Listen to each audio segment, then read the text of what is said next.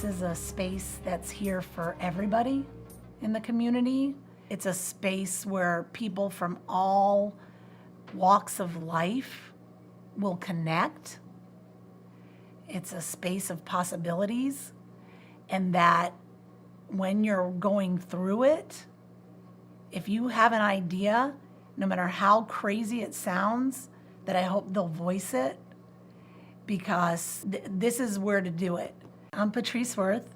I am co-founder and COO of Hearts to Nourish Hope. Nothing is too out there or outside or inside the box too much to not be said.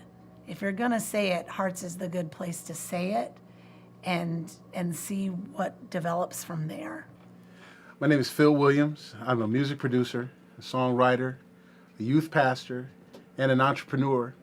And what I do here at Hearts is I run the music studio and just basically try to captivate these young people in their desires to be rappers, singers, and beat makers, and producers, and introduce them to those things. More things going wrong without being scandalous. And the cannabis is making me angry. Telling me The song that we produced is called Drop. If I get to the altar, it drop. I got things that's going on, things not going right, more things going wrong. How can I handle this without Well, doing what I do here, we have an actual functioning radio station that we've started here. I've been blessed to have some interns that's coming in. They're doing some amazing things. Nick and Darius, they're bringing a lot to the table. peace to a beast be peaceful? Survive a little longer. You need Hearts Arts is going to be bringing all of the arts into Hearts to Nourish Hope.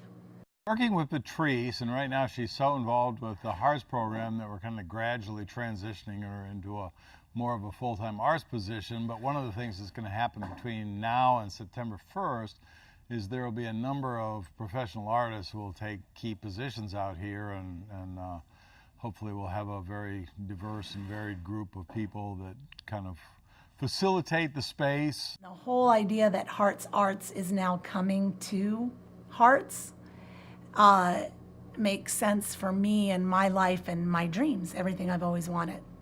Getting people out here is one step, and then the process of kind of finding out where they fit in and how they can have a voice and how they function and work with the program is a really big thing. And here in Riverdale, there's not a lot of this kind of thing at all. Mid-career, advanced career, professional artists working down here, so I think it's going to be an interesting mix. My name is Nathan Sherritt. I'm an artist and the curator for the Hearts Fair exhibition. Tim Habiger approached me about my Arts Fair project and asked if we could do a version of that for Seedworks. For this show, I'm focusing on curating the artists and working on the organization, the coordination, just talking about all the artists and promoting what they do.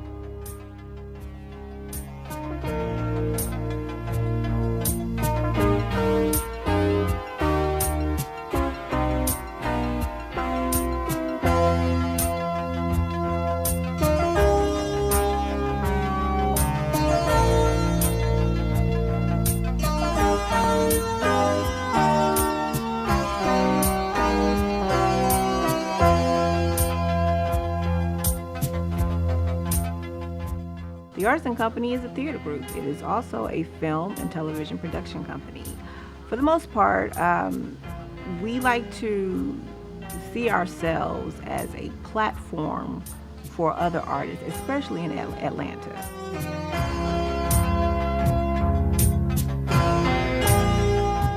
Overindulgence, overstimulation. So most of my work deals with that, whether that's gluttony in food and drink, whether that's an obsession with procuring more and more money. And it's not necessarily in a negative way. I mean, it's sort of celebrating this, the here and the now. My pieces are monuments and idols almost to what I like to call excess culture. From filmmakers to visual artists, sculptors, actors, writers, musicians, composers, all will be putting on something. So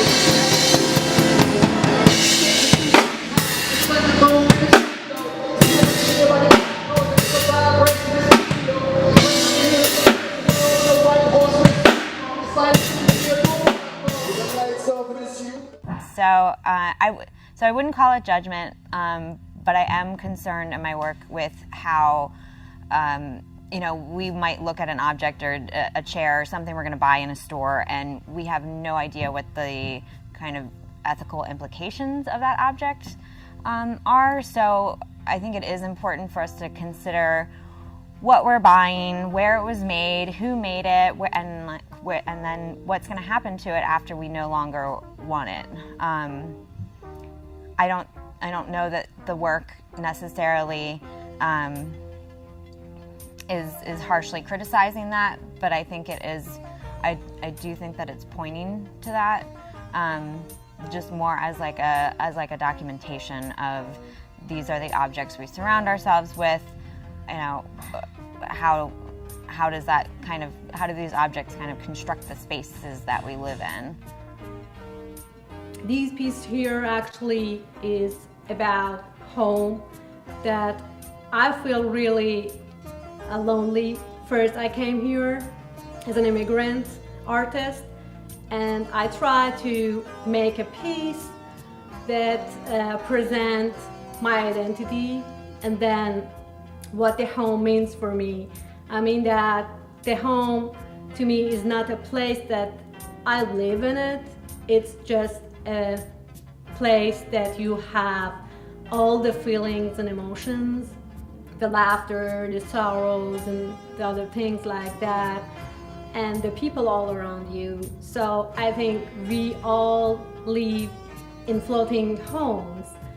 It means that we're not here, we're not dead, but we all attached to these two things, these two homes. I mean, my real home may be in Iran, and my real home here. It's all about home. This is brand new. This is the installation component is something I've been wanting to branch out into for a while, but haven't had the right venue or circumstance. And so, the first time I've gotten to take those sorts of drawings I mentioned off the page and try to do an installation component based around them. And it's, I think, working title for this is an unusually pugilistic and literal response to the boxing problem, which is all sorts of things referencing the field of artificial intelligence.